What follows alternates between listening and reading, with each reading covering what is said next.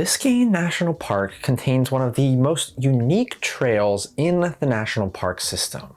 95% of this park is water, so it's only fitting that this trail lies beneath the waves.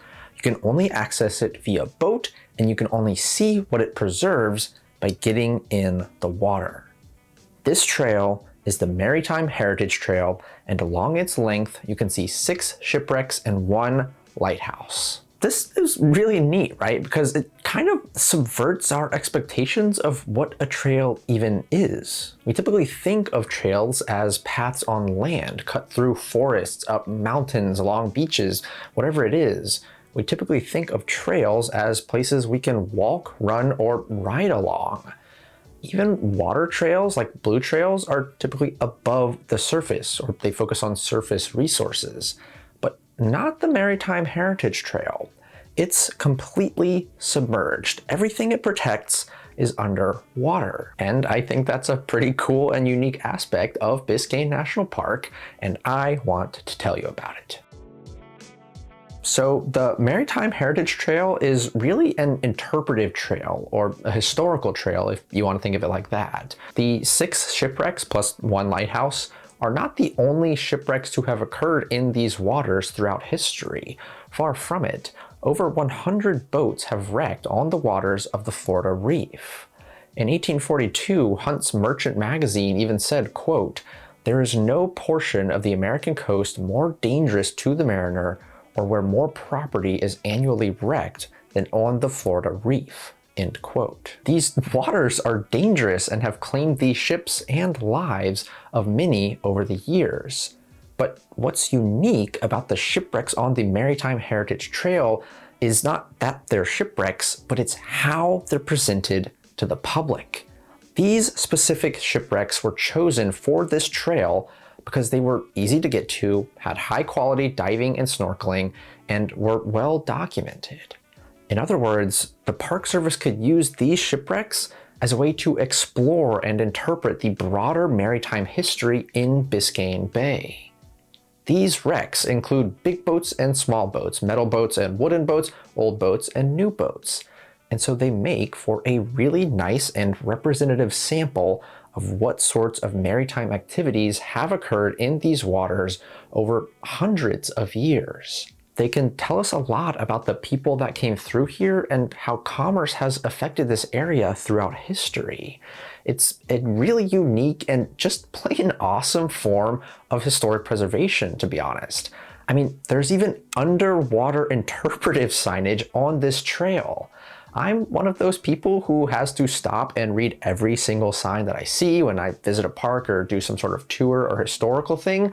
My wife loves it, but the thought that I could do this underwater here at Biscayne National Park just kind of blows my mind. I really want to check this out one day. Also, along the trail, there are buoys at each of the stops, so you don't have to put an anchor down and damage both the shipwrecks themselves or the fragile marine ecosystems of which they are now a part. All right, so to show you what I'm talking about, let me just walk you through the 7 sites along the trail. Again, 6 shipwrecks and 1 lighthouse. The first stop is the wreck of the Eratoon Apcar. Built in Scotland, this was an iron-hulled steamship that was on its way to Havana, Cuba when it ran aground at Fowey Rocks on February 17, 1878. Ironically enough, the night it ran aground, they were literally in the process of constructing a lighthouse at Fowey Rocks because the existing lighthouse was too far from the reef line and it didn't give mariners a good enough indication of where they were in relation to the shallow water. The workers on the lighthouse tried to warn the Apcar, but were unsuccessful. They tried for 3 days to remove the water from the ship, but failed, and winter weather finally rolled in and finished her off. The next stop is that aforementioned Fowey Rocks Lighthouse. It's the most recent addition to the trail, and it was completed after the Apcar sinking, which I'm sure they appreciated.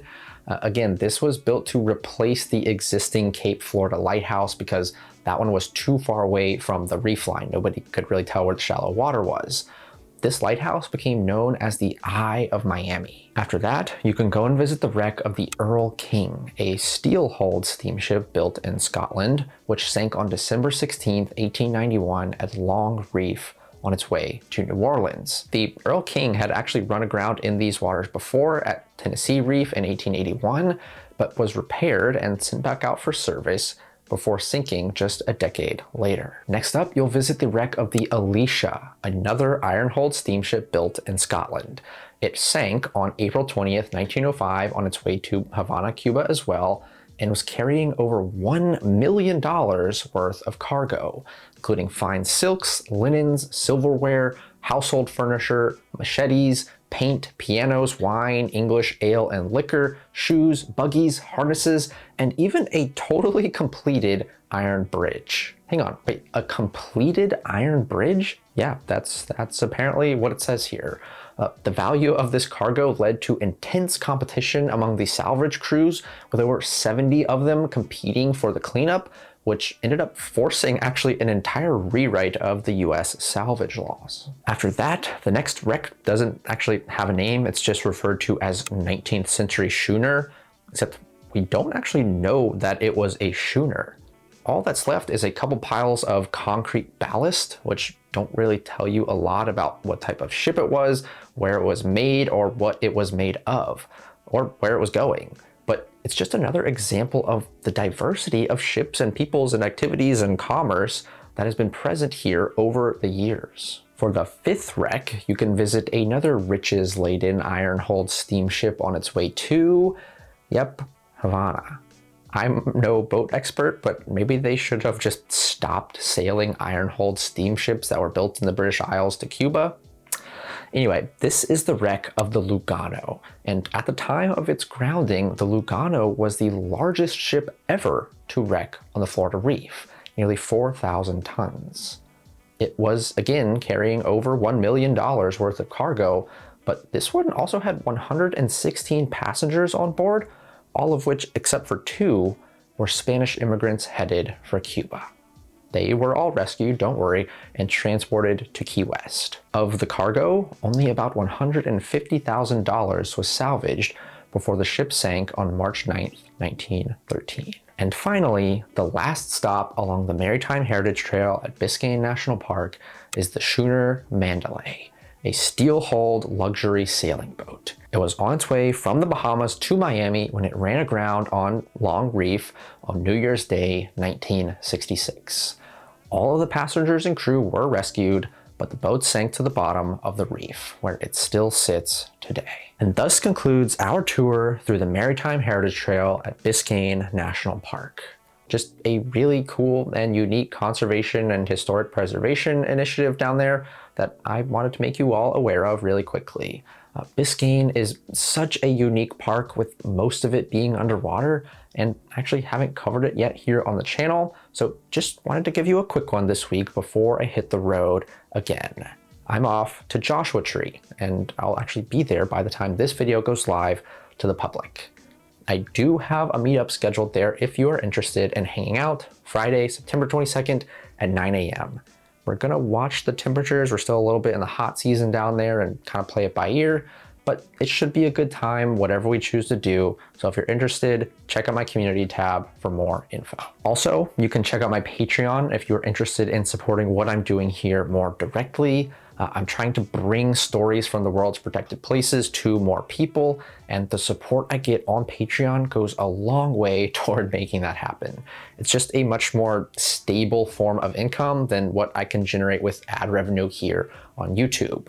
It gives me the security I need to keep telling these stories. So yeah, check that out if you're interested. That's patreon.com/National Park Diaries. Definitely follow me on Instagram. It's the best place to get in touch with me for anything and or to stay up to date with channel happenings and updates and whatnot. Just altogether easier to do that on Instagram than YouTube most of the time. And other than that, I've really got nothing else for you. So thanks for watching. See you next time. Goodbye.